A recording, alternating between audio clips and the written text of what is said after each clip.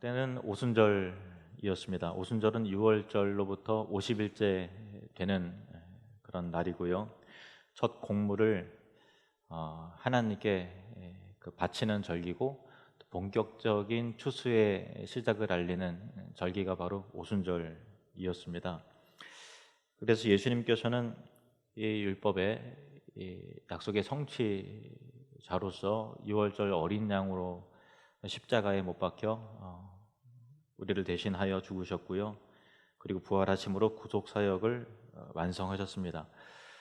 그 후 50일이 지났고요. 오순절에 성령 강림을 통해서 이 땅에 그리스도의 구속 사역의 첫 열매로서의 교회가 오순절에 세워지게 됐고요. 그리고 첫 열매뿐만 아니라 본격적인 추수의 시작을 알리는 바와 같이 3천 명이나 회개하고 주님 앞에 돌아오게 되는 참 깜짝 놀랄 만한 구원의 역사가 오순절 당일에 이루어졌던 것입니다.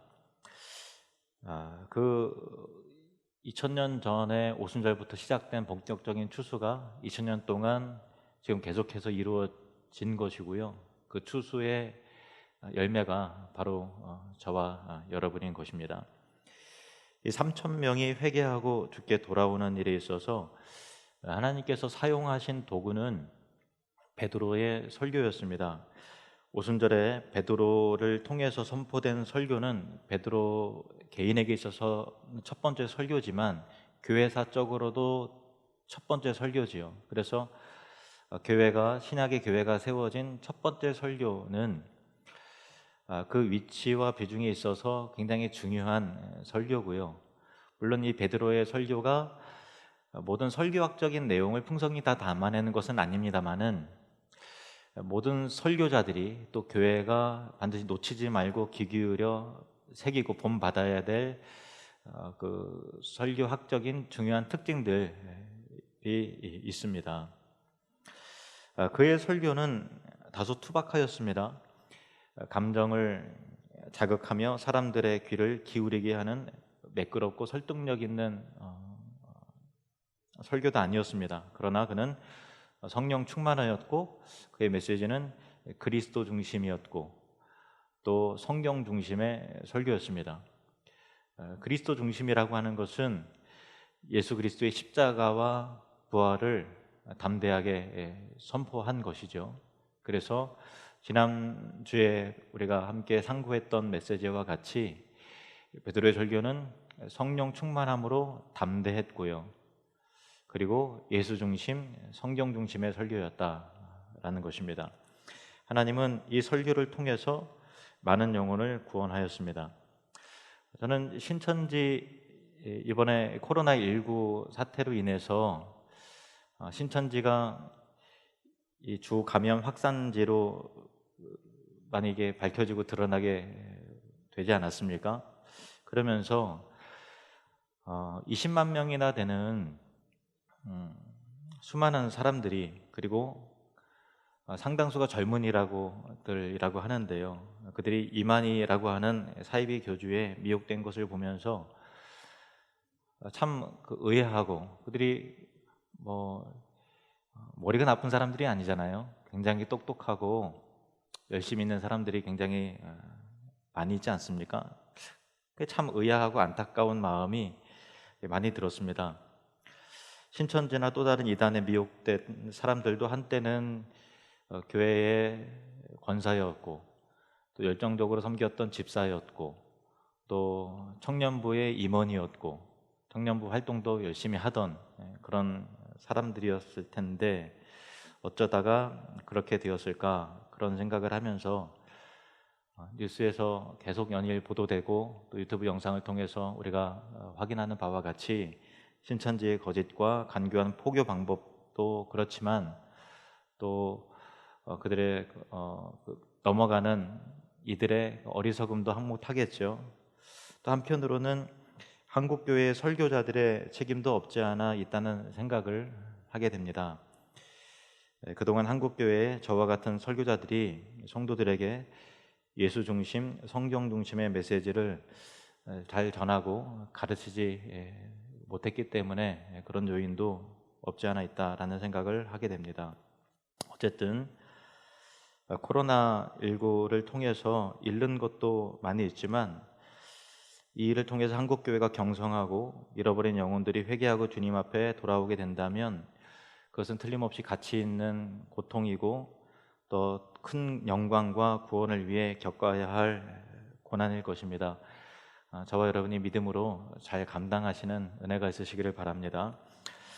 한편 베드로의 설교의 결론으로는 다음과 같이 베드로가 선언합니다. 36절 말씀 같이 읽으시겠습니다.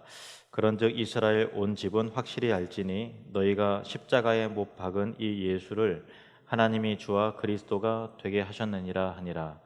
아멘. 이스라엘 모든 사람들이 확실하게 알아야 할 것이 있는데 그것은 너희가 이 예수를 십자가에 못 박은 주범이다라는 것입니다. 물론 이들은 로마 군병처럼 물리적인 힘으로 예수님을 못 박은 자들이 아니었습니다. 그리고 그들 중에 대제사장들과 바리새인들의 선동에 이끌려 예수님을 십자가에 못 박으라고 동요된 가운데 소리친 사람들도 있었겠지만 어떤 사람들은 그 현장에도 없었던 사람도 있었을 것이고 또 그냥 방관했던 사람들도 많이 있었겠죠. 그러나 베드로는 너희가 예수를 십자가에 못 박았다고 선언하면서 하나님을 대적하고 그의 아들 예수를 거절하는 본질적인 죄를 지적하는 것이죠. 빌라도가 예수님을 못 박고 로마 군병이 예수님을 못 박은 것이 아니라 너희의 죄가 예수님을 십자가에 못 박았다라고 그렇게 선포했던 것입니다. 37절 말씀을 보시겠습니다. 시작. 그들이 이 말을 듣고 마음에 찔려 베드로와 다른 사도들에게 물어 이르되 형제들아 우리가 어찌할꼬 하거늘. 베드로의 설교를 듣고 사람들은 그 마음에 큰 찔림이 왔습니다. 자신의 죄를 보게 되고 또 죄의 심각성을 깨닫게 된 것입니다. 찔리다라고 이게 번역된 이 헬라 원어는 이제 카타니소라고 하는 단어인데요. 그 단어의 의미는 말발굽에 의해서 움푹 파인 그런 의미예요. 그러니까 마른 땅을 말발굽이 힘있게 딱 찼을 때 그 마른 땅이 움푹 파일 정도면 그 말발굽의 힘이 얼마나 가공할 만한 것인지 그런 미루어 짐작할 수 있습니다. 베드로의 설교가 듣는 이에게 그처럼 충격적인 거였다. 단단한 심령을 깊게 움푹 파이게 할 정도로 그렇게 파워풀한 설교였다라는 것입니다. 그리고 그들은 사도들을 향해서 물었습니다. 형제들아 우리가 어찌할꼬. 그러자 베드로는 이렇게 말합니다. 38절 시작. 베드로가 이르되 너희가 회개하여 각각 예수 그리스도의 이름으로 세례를 받고 죄 사함을 받으라. 그리하면 성령의 선물을 받으리니. 아멘. 회개하여 세례를 받고 죄 사함을 받으라. 그러면 성령을 받게 될 것이다라는 것인데요.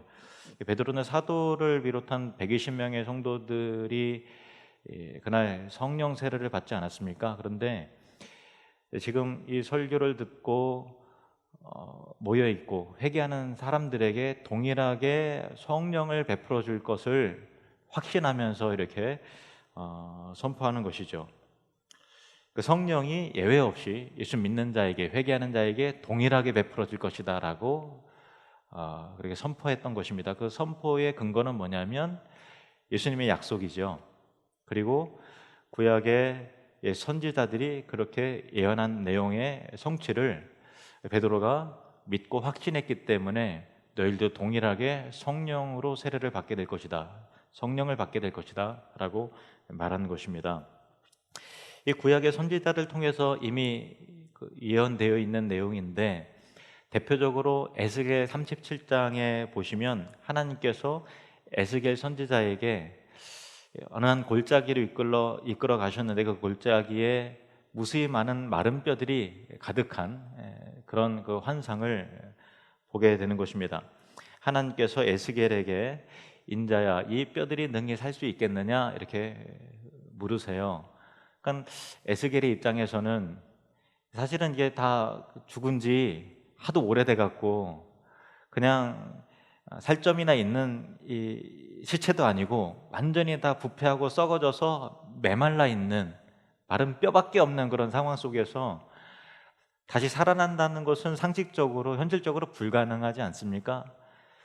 그렇다고 또 하나님 앞에서 그건 어렵겠다고 얘기하기는 좀 그렇고, 하나님도 하실 수 있으니까, 그래서 주 여호와여, 주께서 아십니다, 이렇게 대답을 했습니다. 하나님이 에스겔에게 말씀하시기를 너는 이 모든 뼈에게 대언하여 이르기를 너희의 마른 뼈들아 여호와의 말씀을 들을지어다. 내가 생기를 너희에게 들어가게 하리니 너희가 살아나리라. 이렇게 하라. 이렇게 대언을 명령하셨어요. 그래서 에스겔이 하나님의 명령을 따라 그대로 선포합니다. 하나님의 말씀을 받아서 이 마른 뼈를 향해서 하나님의 말씀을 그대로 전하게 되죠. 그 마른 뼈에게 대언할 때 이 뼈 저 뼈가 서로 들어맞으면서 연결되면서 힘줄이 생기고 또 살이 붙고 가죽이 덮이면서 그렇게 놀라운 일이 일어나게 되었습니다. 그리고 에스겔이 한 번 더 대언할 때에 생기가 사방으로부터 와서 그들에게 들어가 그들이 일어서는데 아주 강하고 거대한 군대 조직으로, 군대로 이렇게 회복이 되는 그런 환상을 하나님께서 에스겔에게 보여주시는 것이죠. 하나님께서 에스겔의 환상을 통해서 오순절의 성령 강림, 그리고 그날 있었던 이 초대교회가 형성되는 그런 그 복음의 역사가 서로 어떻게 연결이 되는지 연결시켜 보여주시는 내용 몇 가지가 있는데, 오늘은 에스겔서와 오늘 본문을 서로 연결하면서 우리가 얻게 되는 교훈 몇 가지를 확인해 보도록 하겠습니다. 첫 번째는 성령 세례입니다. 같이 한번 따라 볼까요? 성령 세례. 하나님께서 에스겔에게 이와 같은 환상을 보여주면서 하시는 말씀이 이것입니다. 에스겔 37장 14절 말씀. 시작. 내가 또 내 영을 너희 속에 두어 너희가 살아나게 하고. 아멘. 생기가 사방으로부터 와서 이 마른 뼈에게 들어가서 극히 강한 군대와 같이 일어나게 되는 그런 것이 하나님의 영이 우리 속에 들어오는 성령 강림의 역사라는 것을 하나님께서 에스겔에게 보여주고 있는 것이죠. 그래서 이 에스겔의 그 환상이 오순절의 성령 강림과 연결되는 첫 번째 특징인 것입니다. 성령 세례가. 그래서 38절 말씀 보면은 베드로가 이르되 너희가 회개하여 각각 예수 그리스도 이름으로 세례를 받고 죄 사함을 받으라. 그리하면 성령의 선물을 받으리니, 이렇게 말합니다. 아까 말씀드린 바와 같이 베드로는 자신과 또 12 사도와 또 120여 명의 성도들이 다락방에서 성령 세례를 받지 않았습니까? 그런데 그 모든 성령 세례가 예수님을 믿고 따르는 모두에게 동일하게 부어질 것이라는 것을 확신하면서 전했던 것입니다. 그러므로 성령 세례는 소수의 열심히 있는 사람들에게만 주시는 것이 아니고 특별히 직분을 받은 사람들에게, 목사에게, 또 선교사에게 주시는 것이 아니라 모든 택하신 하나님의 백성들에게 주시는 것이 바로 성령 세례다라는 것입니다. 누가복음 11장 13절 말씀 보시면 너희가 악할지라도 좋은 것을 자식에게 줄 줄 알거든 하물며 너희 하늘 아버지께서 구하는 자에게 성령을 주시지 않겠느냐 하시니라. 아멘. 여러분, 혹시 여러분 가운데 나는 거듭나지 못한 것 같다, 중생하지 않은 것 같다라는 느낌이, 혹시 그런 체험이 없으시면, 그런 그 중생에 대한 경험이 없으시면 여러분 성령을 구하시기를 바랍니다. 요한복음 7장 38절에서 39절 말씀을 보시면 38절 39절 나를 믿는 자는 성경의 이름과 같이 그 배에서 생수의 강이 흘러나오리라 하시니, 39절은 같이 읽겠습니다. 시작. 이는 그를 믿는 자들이 받을 성령을 가리켜 말씀하신 것이라. 아멘. 예수 믿고 구원받은 자들은 다 성령을 받은 자들입니다. 그것이 성령 세례입니다. 그러나 성령 세례가 그 성령 충만함을 의미하는 것은 아니에요. 우리는 성령 충만을 사모해야 하는 것입니다. 조금 아까 영상에서 보았던 것 같이 성령의 인도하심을 받고 성령을 신뢰하면서 전폭적으로 성령의 능력과 성령의 인격을 신뢰하면서 순종하는 자에게 그가 행하시는 위대한 일들을 경험하게 하신다라는 그런 메시지와 같이 성령의 이끌리심을 받고 그리고 성령의 충만함을 사모하시는 은혜가 있으시길 바랍니다. 이 에스겔 37장과 사도행전 2장의 연결고리 두 번째 메시지는 뭐냐면 설교를 통한 구원입니다. 한번 따라해 보겠습니다. 설교를 통한 구원. 이 마른 뼈가 살아나는 환상은 하나님이 행하시는 일이었지만 에스겔의 대언을 도구로 행하신 일이었던 것입니다. 이것은 오순절에도 그리고 오늘날 기독교 역사 속에서 그대로 이루어지는 것입니다. 하나님은 홀로 우리를 구원하시며 어느 누구의 도움도 사실 필요가 없으신 분이십니다. 그러나 베드로의 설교를 도구로 사람들을 구원해 내셨던 것입니다. 하나님은 오늘날도 하나님은 그 설교자의 그의 지식과 경험과 그의 말투와 심지어 그의 어눌함까지도 사용하심으로 그의 설교가 하나님의 말씀이 되게 하시고 그 말씀으로 우리를 구원하시고 자라나게 하신다라는 것입니다. 데살로니가전서 2장 13절 말씀을 보시겠습니다. 데살로니가전서 2장 13절 같이 읽겠습니다. 시작. 이러므로 우리가 하나님께 끊임없이 감사함은 너희가 우리에게 들은 바 하나님의 말씀을 받을 때에 사람의 말로 받지 아니하고 하나님의 말씀으로 받음이니 진실로 그러하도다. 이 말씀이 또한 너희 믿는 자 가운데서 역사하느니라. 아멘. 로마서 10장 17절 말씀도 같이 보실까요? 시작. 그러므로 믿음은 들음에서 나며 들음은 그리스도의 말씀으로 말미암았느니라. 아멘. 그러므로 설교자는 자신의 설교가 그리스도 중심의 설교, 성경 중심의 설교가 되도록 해야 될 책임이 있는 것이고 설교를 듣는 모든 성도들은 그 말씀을 하나님의 말씀으로 듣고 아멘하여 들어야 한다는 것입니다. 그 말씀이 믿는 자에게 역사가 나타나는 것입니다. 오늘도 비록 영상 설교지만 믿는 자들에게 역사하시는 하나님의 말씀이 되는 줄로 믿습니다. 세 번째는 회개의 기적입니다. 따라합시다. 회개의 기적. 본래 마른 뼈는요 살아날 수도 없고 선포된 말씀을 들을 수도 없는 거예요. 참 에스겔이 인간적으로 얼마나 뻘쭘했겠어요. 그 마른 뼈밖에 없는데 마른 뼈를 향해서 설교하라는 거예요. 대언하라는 거예요. 저라면 꼭 해야 되나요? 라는 그런 마음도 들 수 있을 것 같아요. 그런데 에스겔은 대언했어요. 마른 뼈야 하고서 그들을 불렀고 생기야 사방으로부터 와서 이 마른 뼈들에게 들어가서 살아나게 하라 라고 그렇게 대언했을 때 그런 놀라운 역사가 나타났던 것입니다. 사실 죽은 자는 반응할 수 없죠. 에스겔이 본 환상은 그냥 죽은 자가 아니라 이미 오래전에 죽고 부패하여 마른 뼈밖에 남아있지 않은 도저히 다시 회복이 불가능한 상태였던 것입니다. 마찬가지로 베드로가 설교했을 때 그 설교를 들은 사람들에게 찔림이 왔다는 것 자체가 죽은 뼈들이 반응한 것 같은 놀라운 기적의 현장이었다는 것입니다. 왜 기적입니까? 사람의 힘과 능력으로는 절대로 어느 한 사람도 회개할 수 없는 것입니다. 그들은 내가 언제 예수님을 죽였냐고 저항하고 화내지 않았습니다. 빌라도나 대제사장의 지시였지 나는 아니라고 변명하지 않았습니다.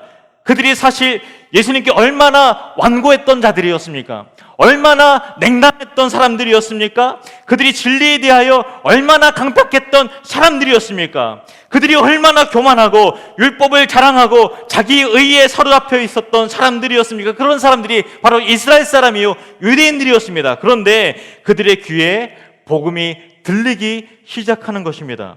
굳고 교만한 마음이 베드로의 설교에 의해서 무너지고 조각나기 시작했습니다. 여러분이 설교를 들을 때 양심이 움직여지고 죄에 대한 각성이 일어나고 하나님이 내게 말씀하시는구나 하는 반응을 보일 수 있다는 것 자체가 마른 뼈가 에스겔의 대언의 음성을 듣고 뼈가 움직여서 이 뼈 저 뼈가 들이맞고 살이 오르고 가죽이 덮이는 것 같은 그런 기적이 바로 우리 안에 일어나는 기적이라는 것입니다. 설교를 듣고 마음이 찔려서 형제들아 우리가 어찌할꼬 하고 묻는 이들에게 베드로는 너희가 회개하여 각각 예수의 이름으로 세례를 받으라 라고 하였습니다. 회개하라 곧 돌이키라는 것입니다. 회개 없는, 하나님께로 돌이키는 방향 전환 없는 구원은 없는 것입니다. 청교도들은 회개를 정의하기를 영혼의 구토라고 했습니다. 뭐라고요? 영혼의 구토. 구토는 즐겁지 않죠. 회개는 참 마찬가지로 힘든 일입니다. 모든 것이 다 밑으로 내려가려고 하는데 억지로 끄집어서 올려야 되는 온갖 악취와 더러운 오물들이 내 입에서 쏟아져 나고 토해지는 그런 것이 마치 회개라는 것입니다. 오래전에 독감에 걸려서 몸이 제가 굉장히 안 좋았던 적이 있었어요. 그래서 구토를 심하게 한 적이 있었는데요. 여러분들 다 경험하셨겠지만 화장실로 달려가는 거잖아요. 그래서 변기를 붙잡고 계속 토했어요. 그 속에 있는 제 속에 있는 오물을 다 끄집어내고 그만 나와도 될 것 같은데 계속해서 구역질이 나오면서 모든 수분이 다 빠져나오는 것 같이 그렇게 구토한 적이 있습니다. 그때 하나님께 그런 간구가 나왔어요. 구역질을 하면서 하나님, 내 안에 부정한 것들, 내 안에 포장되고 외식적이고 또 감춰진 더러운 오물들이 다 토하여지고 성령의 능력으로 다시 정결하게 되기를 원합니다 라는 그런 간구가 나오더라고요. 예를 들었습니다마는 회개는 영혼의 구토다라고 하는 청교들의 말을 기억하시기를 바랍니다. 나는 아닌 척, 괜찮은 사람인 척 하는 것이 아니라 내 안에 온갖 더러운 찌개와 같은 오물과 탐욕과 또 정욕과 추한 것들이 냄새난 그것이 다 끄집어져서 하나님 앞에 다 토해내는 것이 회개인 것이죠. 여러분 속 안에 있는 감춰진 죄악들이 오물처럼 주님 앞에 다 배설되어지는 은혜가 있으시기를 바랍니다. 회개 없는 구원은 없습니다. 구원의 역사는 곧 회개의 역사죠. 선교의 역사도 곧 회개의 역사입니다. 부흥의 역사도 회개의 역사입니다. 개인의 인생에 놀라운 회복이 있다면 그것은 반드시 회개가 선행이 되었기 때문에 그런 것입니다. 누가복음 24장 47절 말씀을 보시겠습니다. 누가복음 24장 47절 같이 읽겠습니다. 시작. 또 그의 이름으로 죄 사함을 받게 하는 회개가 예루살렘에서 시작하여 모든 족속에게 전파될 것이 기록되었으니 아멘. 오순절에 베드로의 설교를 통해서 예루살렘에서 시작된 회개의 역사가 모든 족속에게 전파되는 것, 그것이 바로 기독교 역사라는 것입니다. 예루살렘으로부터 시작된 회개가 모든 족속에게 전파되는 것. 그러므로 선교는 회개의 역사이고 교회의 개인의 인생의 변화도 회개의 역사인 것입니다. 하나님께서 말씀을 통해 우리의 죄를 깨닫게 하실 때 우리는 회개해야 합니다. 하나님께서 이 설교를 통해서 여러분 가운데 누군가 회개의 은혜와 기적이 일어나도록 하시기를 바랍니다.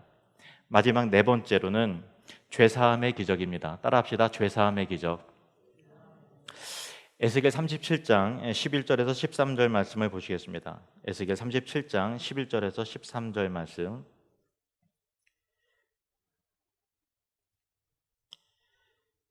제가 읽겠습니다. 또 내게 이르시되 인자야 이 뼈들은 이스라엘 온 족속이라. 그들이 이르기를 우리의 뼈들이 말랐고 우리의 소망이 없어졌으니 우리는 다 멸절되었다 하느니라. 그러므로 너는 대언하여 그들에게 이르기를 주 여호와께서 이같이 말씀하시기를 내 백성들아 내가 너희 무덤을 열고 너희로 거기에서 나오게 하고 이스라엘 땅으로 들어가게 하리라. 내 백성들아 내가 너희 무덤을 열고 너희로 거기에서 나오게 한즉 너희는 내가 여호와인 줄을 알리라. 아멘. 하나님은 에스겔에게 그들이 이미 다 망하여지고 썩어져서 어떤 소망도 없음을 자각하고 인정할 때 하나님께 그들을 무덤에서 건져낼 것이다 이렇게 말씀하시면서 결국 그들을 회복시키실 것을 약속을 하셨지요. 오순절 초대교회의 첫 번째 설교에서 회개와 죄사함에 대한 메시지가 선포된 것입니다. 38절 말씀을 우리 다시 한번 읽어보겠습니다. 시작. 베드로가 이르되 너희가 회개하여 각각 예수 그리스도의 이름으로 세례를 받고 죄사함을 받으라. 그리하면 성령의 선물을 받으리니. 아멘.